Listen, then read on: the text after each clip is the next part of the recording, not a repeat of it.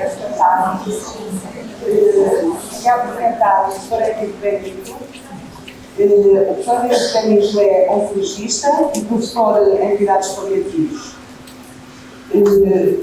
Alcançou grande reputação como oncologista em Espanha, mas após uma crise decidiu dedicar-se aos cuidados paliativos, porque quis perceber o processo de morrer. E há 20 anos que exerce profissão nesta área. Foi coordenador do Programa Regional de Cuidados Paliativos das Ilhas Baleares entre 2011 e 2016. É membro da Sociedade Espanhola de Cuidados Paliativos, a SECPAL, que coordenou entre 2004 e 2016. E está acreditado no grupo de espiritualidade. Tem sido convidado por várias universidades de Espanha e países da América Latina para lecionar no âmbito de cuidados em fim de vida, cuidados paliativos. Atualmente é professor, autor e conferencista de temáticas como cuidados em fim de vida, a compaixão, a empatia e o autocuidado. É conhecido pelo bem-estar emocional e pelo cuidado espiritual no fim de vida e tenho a certeza absoluta que vão gostar imenso de ouvir. Vamos estar, queria agradecer muito ao professor Henrique ter acedido ao convite de estar aqui connosco. É com imensa alegria e entusiasmo e expectativa de termos connosco. O professor Henrique vai fazer uma primeira apresentação e depois está à espera que haja diálogo convosco. E ele gosta imenso de entrar em conversa com as pessoas que estão a ouvi-lo e perceber em que pode ajudar. Professor Henrique.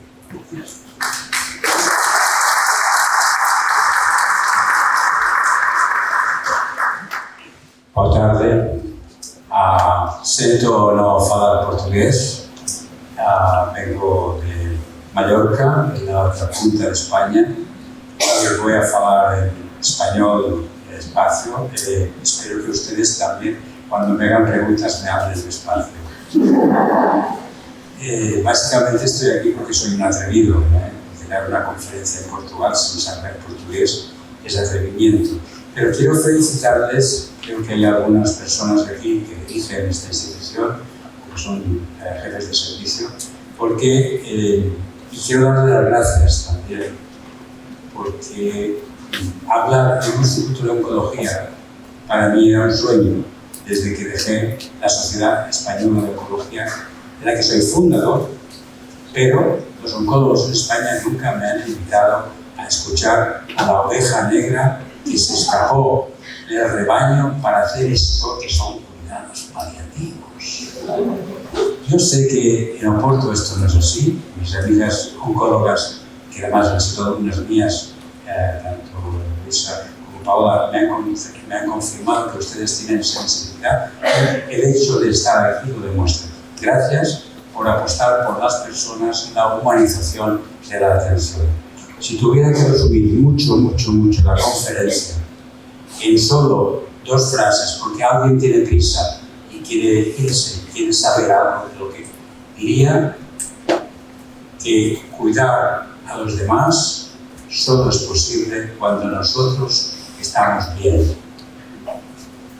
Humanizar la atención de un hospital es tratar humanamente a los seres humanos, que son ustedes, que están ayudando a los enfermos que vienen con sus sufrimientos o enfermedad, etc.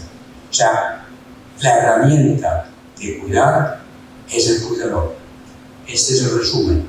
Si nosotros nos han engañado, en esta vida nos han engañado, nos han dicho que tenemos que ser buenas, que tenemos que ser buenos. No es verdad. Tenemos que ser felices. Cuando estamos bien, hacemos el bien, lo hacemos bien, va bien, sale bien, me encuentro bien. Pero hay que estar bien. Y esto es lo que voy a hablar un poco más académicamente, porque lo he planteado así como una presentación justificando la necesidad del autocuidado del profesional, pero no un autocuidado basado en... Bueno, ya lo veréis. Y voy a empezar también por las conclusiones.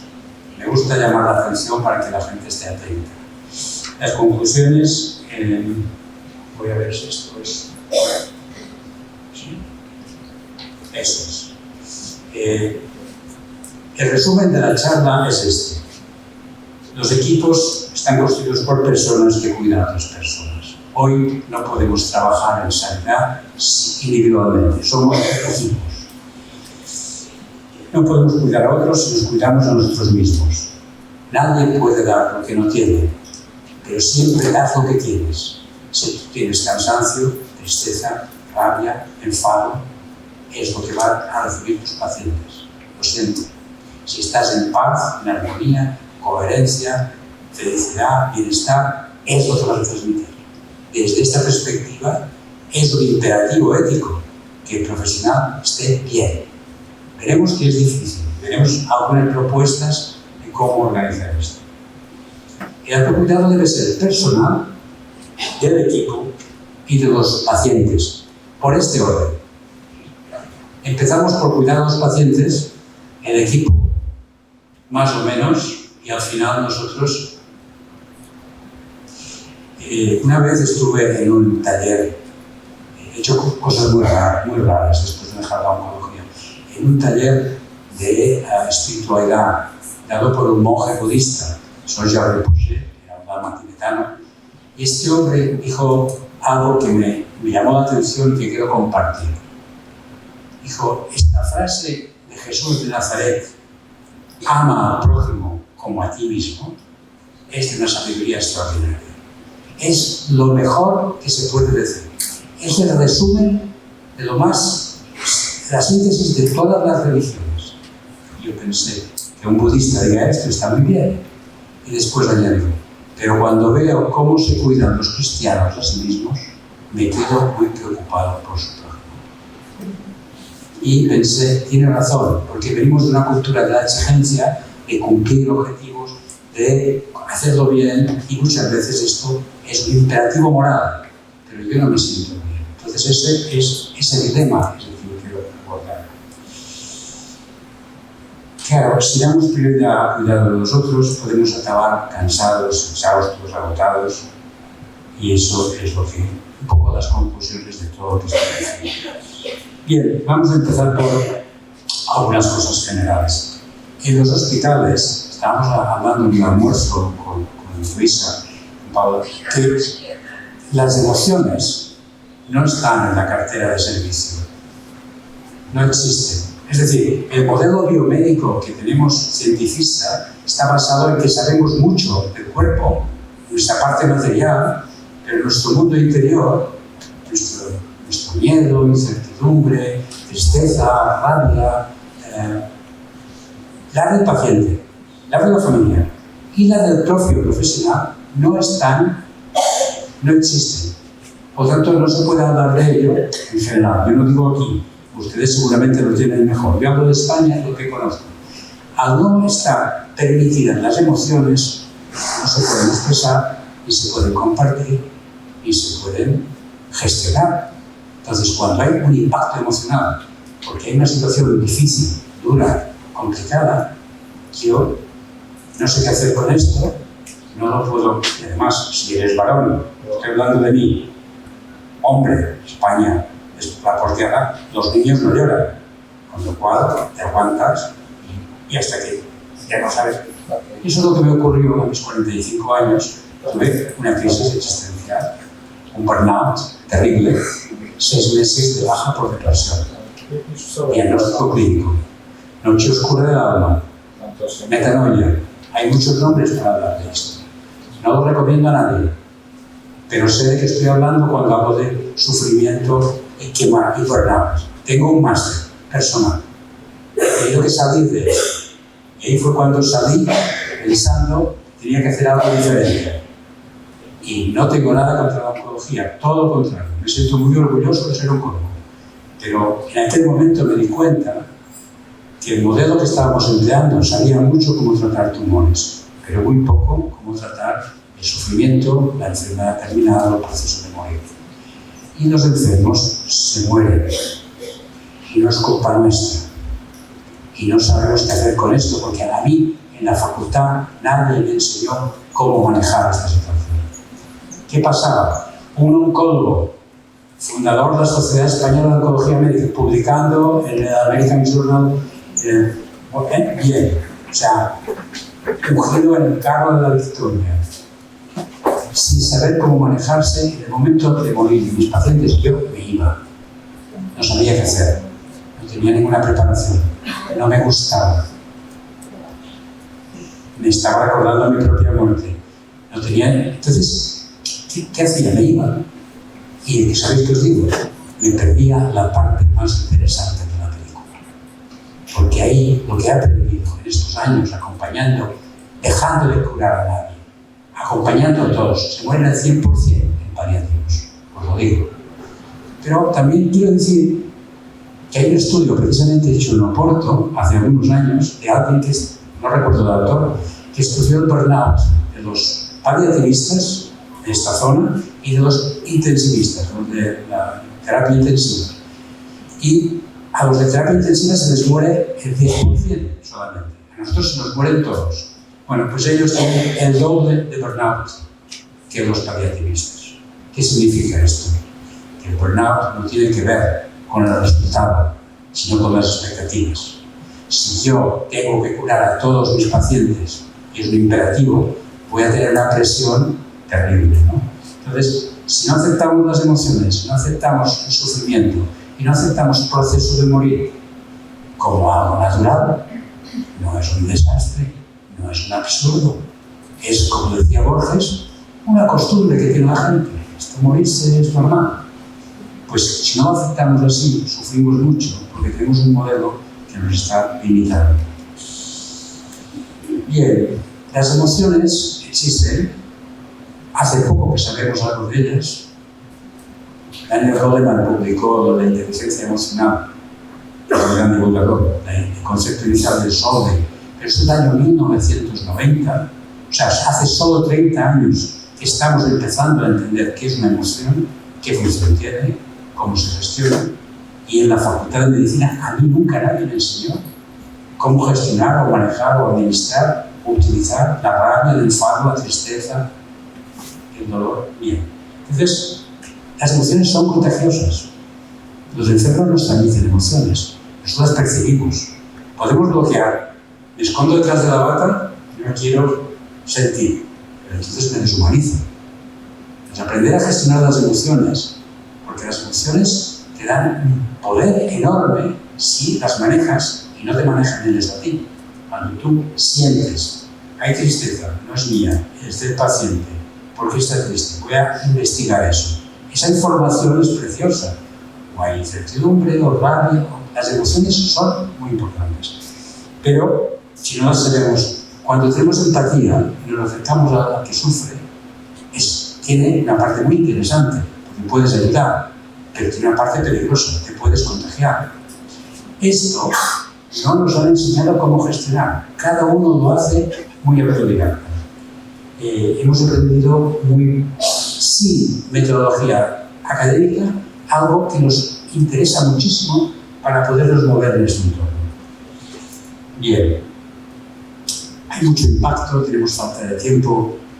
Los hospitales y los centros de salud han dejado de ser algo que hacían los médicos para ser algo que hace la organización, la empresa, el gerente suele ser un economista o alguien que sabe de business o de negocio, no tanto de personas, y los hospitales tienden a buscar productividad. No hablo de estoy hablando de todo el sistema. Todo el sistema ha olvidado que el núcleo de todo el sistema de salud es que hay una persona que sufre. y una persona que se ayuda, que le acerca para ayudarse. Este es el core, el núcleo. Después se organiza todo lo demás. Si esto no está en el centro, el sistema se convierte en perverso. Estamos expuestos al contagio emocional, al trauma indirecto, fatiga por contactos. Hoy tenemos nombre para estos cuadros psicológicos bien identificados que nos ocurren cuando trabajamos sin organización, modelo y estructura.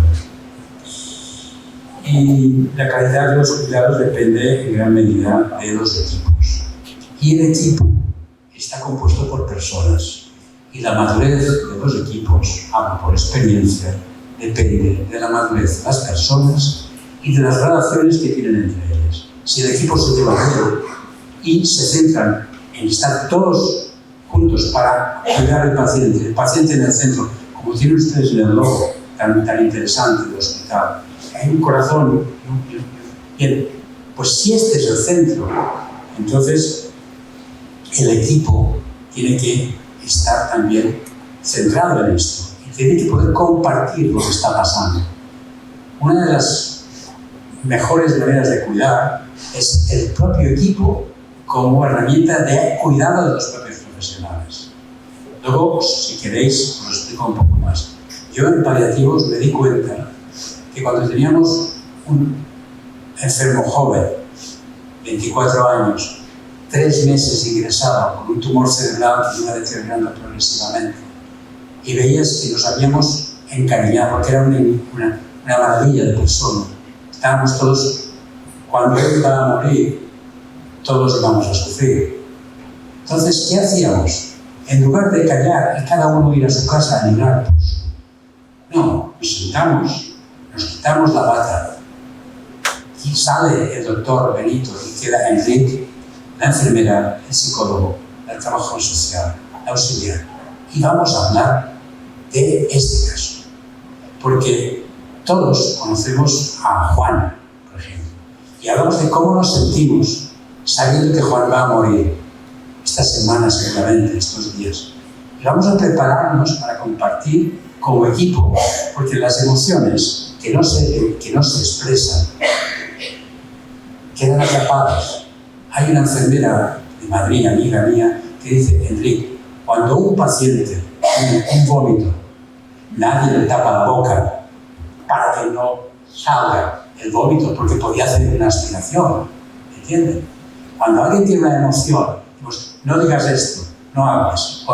Yo sé, porque la atmósfera de los hospitales que no está permitido hablar del miedo, la tristeza, que no puedo hablar. Entonces todo esto me lo llevo a casa. Y cuando llego a casa, ¿qué puede pasar? Se lo cuento a mi esposa, que está cansada de escuchar mis historias, o para aminorar un poco mi malestar, me puedo tomar un whisky, un lorazepam, salicilacin, orfidal, whatever. ¿Y qué pasa? Que tengo 2 problemas. El que no he resuelto, más la adicción. ¿Sabéis que, según estadísticas hechas en la ASCO, los oncólogos americanos, los portugueses no, tienen el doble de adicciones, depresión y suicidio que la población general? ¿Por qué creéis que es esto? No tenemos formación. Estamos trabajando en un entorno muy delicado, sin herramientas. ¿Recuerdan? Ustedes no, porque son muy jóvenes. Cuando se descubrieron los rayos X, los médicos, los primeros, estaban entusiasmados de ver cómo podíamos ver el cuerpo por dentro y empezaron a usar los rayos X hasta descubrir que esto a ellos les producía leucemias, linfomas, epiteliomas, porque la radiación era muy peligrosa. Y entonces empezar con la radioprotección como manera de trabajar en radiología. Nosotros no tenemos protección con el sufrimiento, porque los que tenemos protección somos los que nos hemos roto, hemos aprendido, algunos hemos vuelto y otros se han quedado en el tratamiento psiquiátrico, en la depresión o han cambiado de profesión. Es decir, el sufrimiento, la muerte cotidiana, el no poder cuidar a los que sufren, nos está impactando constantemente si no tenemos herramientas para eso. Para dar algunas pistas, no estoy haciendo solamente el diagnóstico. Los médicos no tratamos lo que no diagnosticamos. Y si no diagnosticamos que hay una situación de sufrimiento en el profesional de la salud, no lo vamos a tratar. Entonces empecemos por hablar claro. Estamos mal, tenemos problemas.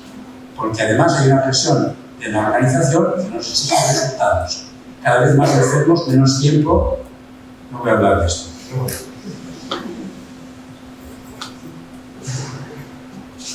Hemos olvidado nuestra dimensión subjetiva, nuestra conciencia, hemos potenciado los aspectos orgánicos. Os aseguro que para el paciente es más importante la incertidumbre, el miedo, la tristeza, que el potasio, la creatinina, la hemoglobina. Esto no le importa nada al enfermo. Si nosotros nos movemos por el nivel físico y el enfermo está en el nivel subjetivo, no nos encontramos. Entonces, esta es una expresión que me gustó, la copié. Nos estamos convirtiendo en magos tecnológicos, gigantes bioquímicos, en cuanto permanecemos adolescentes éticos y enanos en sabiduría. Y la verdad es que la respuesta está en nuestro interior, no está en el conocimiento, sino que está en aprender a cómo manejar esto que es nuestro, que son las emociones. Voy a hablar un poco más de esto. Siempre hemos sabido que el profesional era importante. Balint definió el concepto de el médico es la medicina. La forma en cómo tú miras, cómo hablas, cómo te comportas, tiene más impacto que el fármaco que da seguramente, sobre todo cuando hay una situación de impacto emocional. La capacidad de acompañar a nuestros pacientes depende de la comunicación que tenemos con nosotros mismos. Cuando tú eres auténtico, eres coherente, estás en contacto contigo mismo, sientes tu intuición, tu voz interior, tu fuente de criterio, sabes cuándo puedes hablar, cuándo puedes callar, debes callar, estás conectado contigo mismo. Y eso es la fe. Entonces, si tú vas solamente desde aquí, te mueves con conceptos, teorías y protocolos y no estás conectado contigo, seguramente no estás atendiendo la realidad. Entonces es muy importante, voy a empezar ya a hablar del tema de la autoconciencia, el grado de conocimiento de ti mismo y de contacto contigo mismo.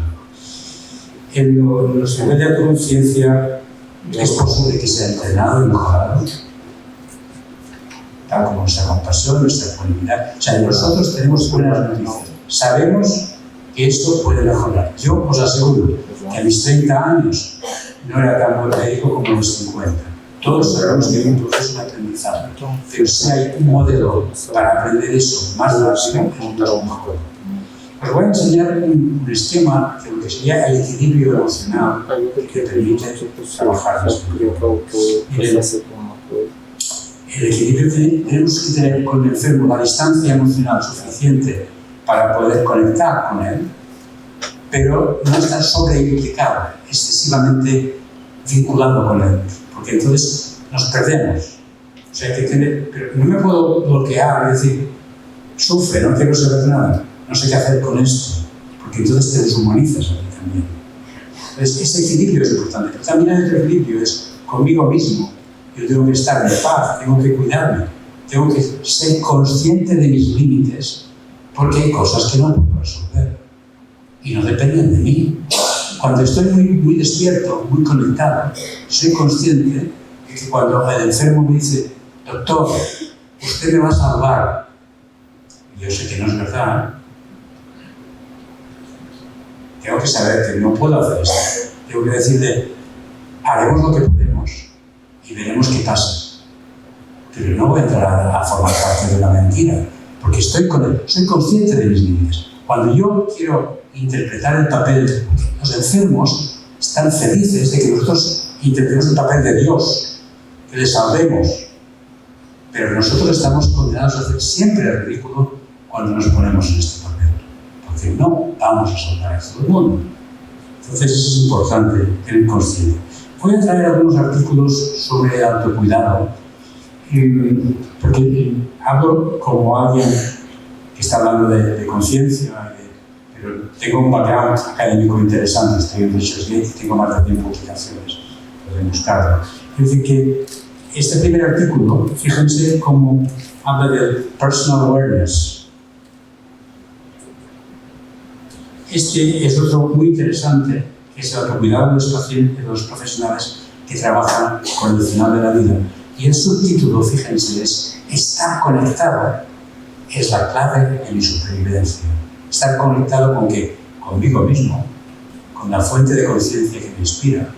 Estoy consciente, tengo lo que se llama la neurocepción e interocepción. Estoy percibiendo mis sensaciones corporales y lo que me está emitiendo el paciente en ese wifi neuronal que se establece con el que tengo delante, me doy cuenta de sus emociones, resuenan en mí y puedo regular. Y hay otro concepto muy interesante, es el de metacognición, conciencia testigo, conciencia testimonio. Yo me estoy observando a mí en la consulta, mientras estoy en la consulta, y corrigiendo. Eso se puede cultivar. Hay gente que lo tiene de serie cuando nace, otros lo vamos adquiriendo. Pues la metacognición, esa capacidad de autoobservación, es la que te permite regular y mantenerte equilibrado en mitad de la tormenta. Y en este artículo fue muy inspirador porque está subrayando la palabra self-awareness, la autoconciencia. Michael Terry publicó después, al cabo de unos años, en un libro, La atención integral a la persona, un modelo, una propuesta de modelo de autocuidado del profesional basado en la autoconciencia. Este modelo lo hemos copiado. Bueno, viene a decir esto, lo que he dicho antes. Cuando yo estoy muy conectado conmigo mismo, me doy cuenta de mis emociones y puedo moverme con sabiduría y claridad.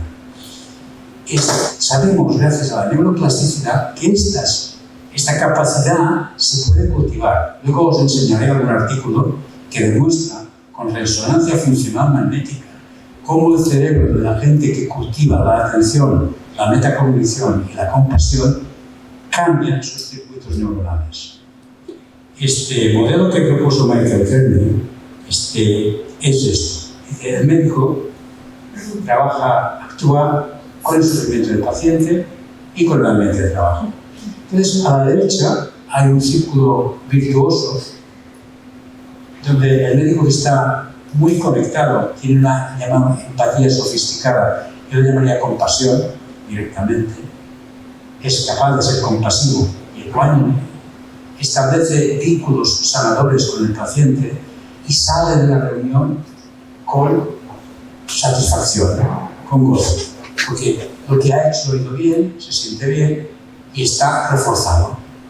El médico que tiene un bajo nivel de conciencia y trabaja con empatía, porque tiene que ser, pero no tiene esa profundidad en su forma de conectar consigo mismo y con el paciente, puede entrar en fatiga por compasión, burnout, etc. Cuando yo he visto este documento, he pensado que esto es una hipótesis que podríamos comprobar, porque todo esto se puede medir, se puede cuantificar. Y he dirigido una tesis doctoral en una persona de mi equipo, una enfermera, y hicimos un estudio con 370 profesionales de paliativos españoles, las ICPALs. Tenemos que rellenar una serie de cuestionarios, pues se puede medir el grado de awareness, el grado de fatiga, todo esto. Hicimos unos cuestionarios que os voy a enseñar el resultado de este trabajo. La hipótesis era que el autocuidado, o sea, podíamos medir cómo las personas hacían deporte, cuidaban su dieta, su sueño, las relaciones sociales, pero también el autocuidado interior. Miramos meditación, oración contemplativa, práctica de yoga, cualquier práctica espiritual que te da consistencia interna para moverte en situaciones complicadas. Después buscamos también si había hipótesis que la formación previa podía ser interesante, las vivencias personales y el grado de autoconciencia que se medía también con el Five Facet Mindfulness Questionnaire que está validado en España. Bien, la hipótesis es que las personas con un elevado nivel de autoconciencia con formación y autocuidado, tenían mejor enfrentamiento ante la muerte, más satisfacción, compasión, menos fatiga y menos riesgo de daño. Esta era la hipótesis. Ahora os voy a enseñar directamente los resultados. Estos en rojo son los significativos. Fíjense cómo la más importante es el grado de autoconciencia. Abajo. Este tiene una correlación muy inversa con el riesgo de burnout. La gente que está más despierta, más conectada en el momento del trabajo, tiene menos riesgo de burnout, menos riesgo de fatiga por compasión y más satisfacción por compasión. Es verdad, no salió el autocuidado interno, que es la oración, la meditación, yoga, etc. Tenía una cierta relación, pero no tenía ningún autocuidado físico ni la formación previa, porque lo medimos mal en el estudio. Bien, este está publicado ya desde el año 2015, es uno de los artículos más citados del Journal of Pain and Symptom Management de este año, está en el score 95%, de los más impactantes, de más impacto, porque nunca nadie había estado mirando el mundo interior. En resumen, estrategias de autocuidado. Yo os diría que nuestro cuerpo tiene que estar sano, tenemos que estar bien, es importante la alimentación, el sueño. Bien, las relaciones sociales son importantes. Cuando llegas del trabajo en casa, tiene que haber alguien que te quiera, que tú puedas conectar, tener una buena red de amigos. Esto es importante, te ayuda mucho a relativizar los problemas del trabajo, pero lo más interesante es que tú tengas una práctica regular que te permita estar conectada contigo misma, con tus sensaciones corporales, con tu mundo interior. No voy a hacer publicidad de ninguna, porque no tengo comisión de ninguna cofradía. No voy a decir que tienen que hacer oración, ni meditación, ni tai chi, ni zen, whatever, pero por favor, ustedes tienen una gran capacidad de aumentar su posibilidad de ser más sabios, más conectados con la vida, si cultivan su propia interioridad.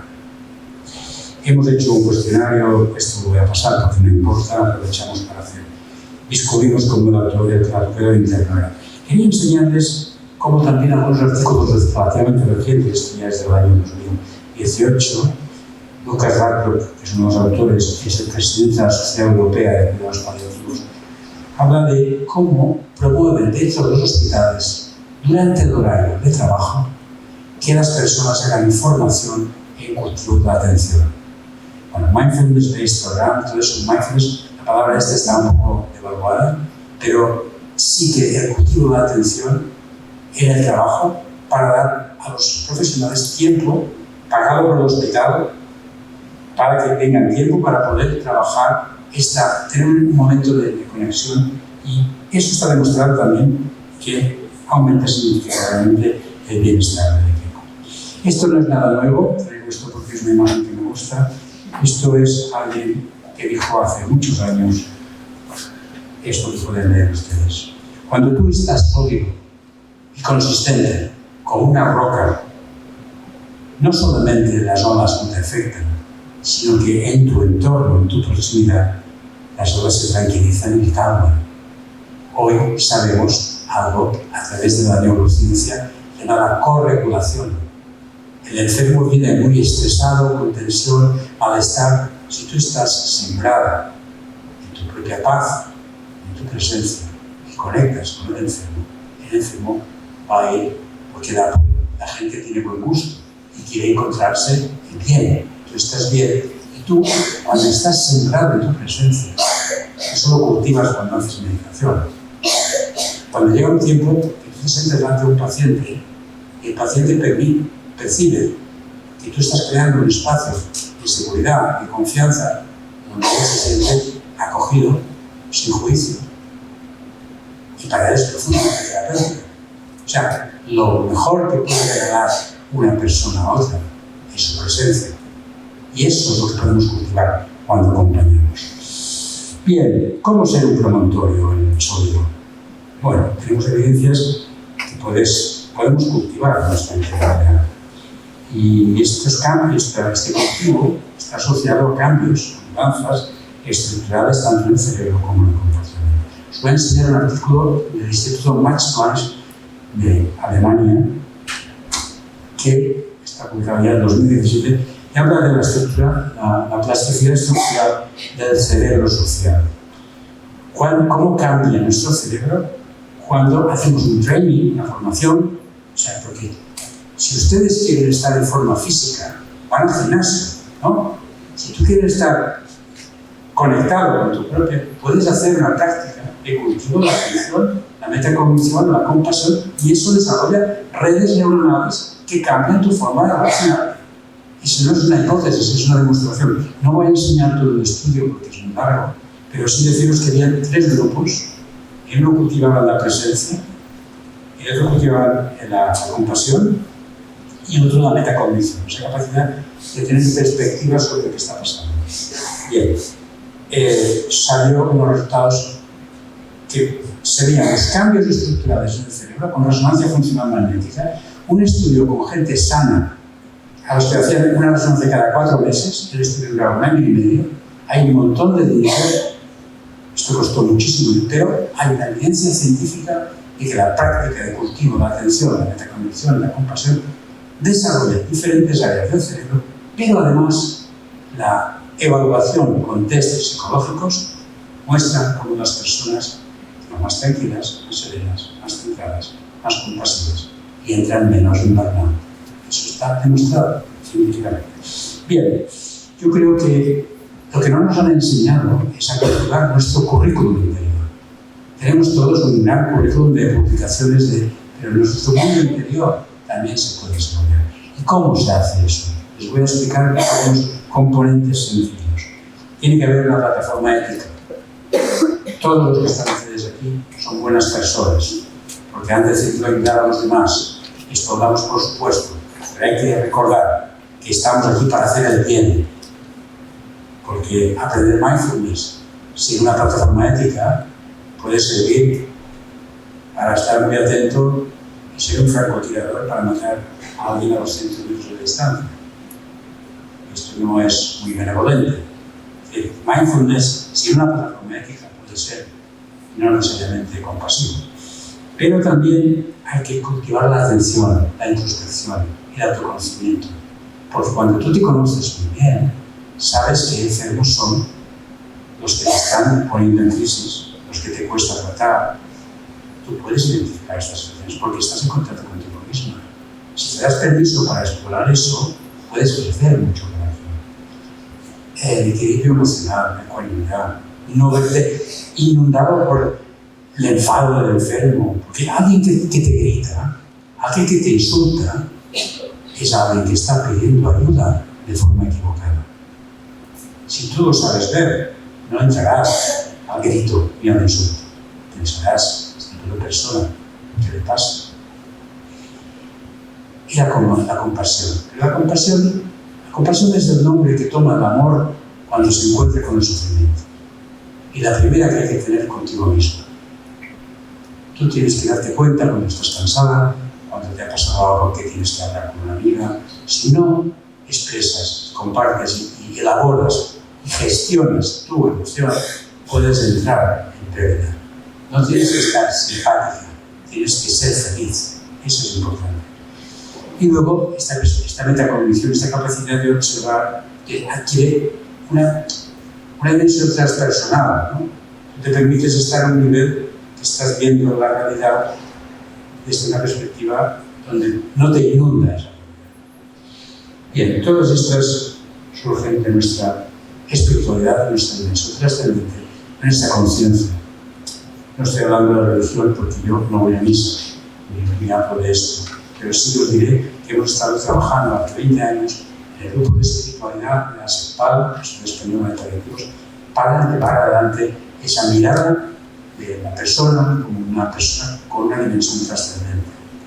En resumen, trabajar en este ambiente, mantener nuestra ecuanimidad, ser empático y sin amarte, requiere establecer límites entre tu vida personal y profesional, trabajar en equipo y cultivar tu atención plena, tu autoconciencia. Esto sería la primera parte de mi presentación. Quiero decir también que las instituciones tienen una parte muy importante, porque tú puedes hacer mucho mindfulness, mucha meditación, mucho yoga, pero cuando llegas aquí tienes 30 pacientes en una mañana, el sistema es perverso. Y tú puedes sobrevivir, pero no puedes disfrutar. Pues el sistema tendrá que darse cuenta de que si quiere humanizar el hospital, tiene que, no digo esto, todos, poner en el centro de atención a las personas que cuidamos los demás. Cuando nosotros estamos bien, va bien, lo hacemos bien.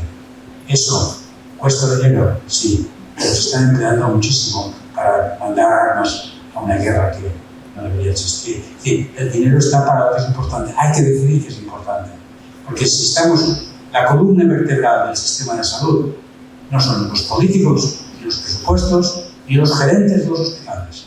Son los profesionales sanitarios que cuidamos de los enfermos. Si nosotros enfermamos, el sistema colapsa. Yo creo que es importante que tomemos conciencia de eso. Ustedes saben que esto es verdad. Estoy muy agradecido a la posibilidad de compartirlo.